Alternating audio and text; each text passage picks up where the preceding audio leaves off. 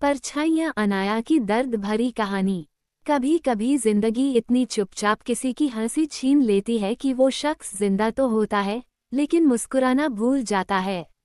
ऐसी ही थी अनाया, एक मासूम सी बच्ची जिसकी दुनिया सिर्फ 6 साल की उम्र में ही उजड़ गई।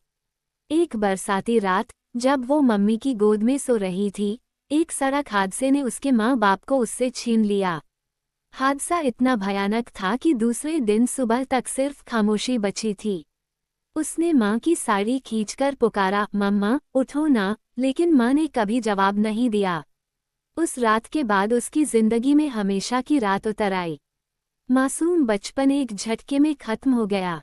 रिश्तेदारों ने उसे पाला, लेकिन उस परायापन को उसने बचपन में ही महसूस कर लिया था। वो घर घर जैसा कभी नहीं था, बस दीवारें थीं, एक छत थी और तानों की गूंज। हर काम में कमी निकालना, हर बात पर चुप करा देना जैसे उसका भाग्य बन गया था। प्यार जैसी कोई चीज वहां उसके लिए नहीं थी। उसकी आंखों के आंसू भी लोगों को बोझ लगते थे, लेकिन अनाया टूटने वाली नहीं थी।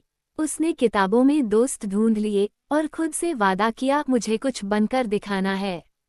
यही सोचकर उसने पढ़ाई को अपना सहारा बना लिया।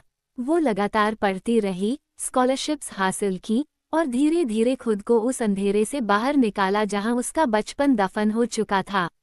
कॉलेज उसकी नई शुरुआत था और वहीं उसे मिला आरव, एक सधा हुआ, शांत सा लड़का जो ज्यादा बोलता नहीं था लेकिन उसकी खामोशी को गहराई से समझता था।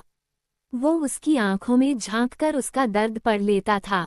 पहली बार किसी ने उसके अंदर की परछाइयों को महसूस किया। आरव ने बिना शर्त उसे अपनाया, उसे खुद पर विश्वास करना सिखाया। धीरे धीरे अनाया को प्यार का मतलब समझ आने लगा था। आरव की एक मुस्कान, एक मैं हूं ना कह देना ही उसके लिए पूरी दुनिया बन चुका था।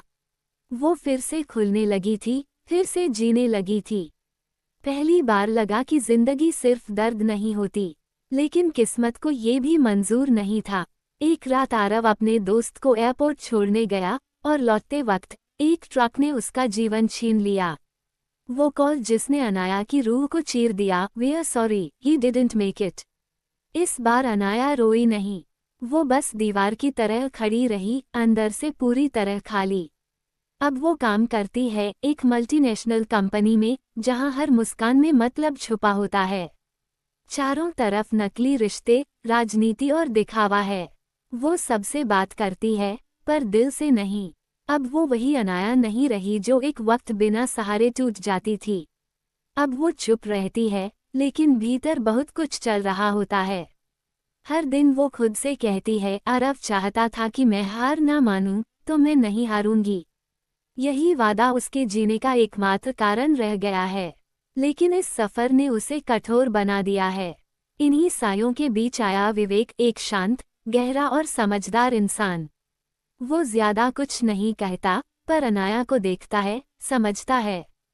जब लोग ताने मारते हैं, वो चुपचाप पानी रख देता है। जब सब हंसते हैं, वो उसकी आंखों में देख लेता है कि मुस्कान नकली है।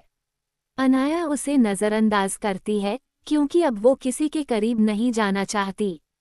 पर विवेक जज्बातों को जोर से नहीं कहता, वो बस निभाता है।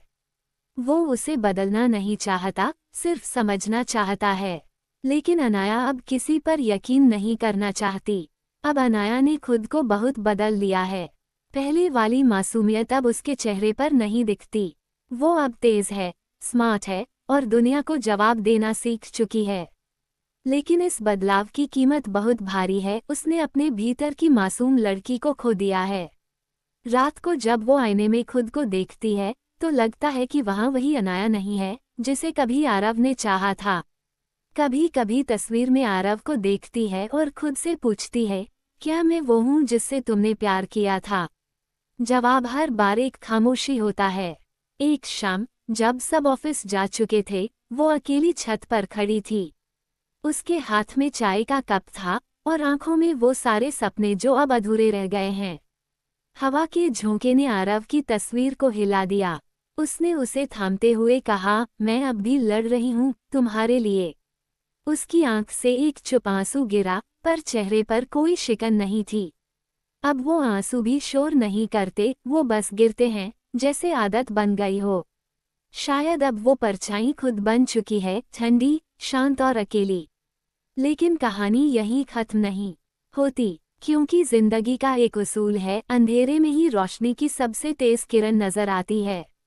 हो सकता है कि अनाया फिर से मुस्कुराना सीखे, हो सकता है कि विवेक की खामोशी उसकी आवाज बन जाए, या शायद वो अपनी पहचान फिर से पाए, बिना किसी के सहारे। पर एक बात तय है, परछाइयां तभी बनती हैं जब कहीं रोशनी होती है। और जब इंसान दर्द से जूझकर खड़ा होता है, तब वो सिर्फ जिंदा नहीं रहता, वो मिसाल बन जाता है।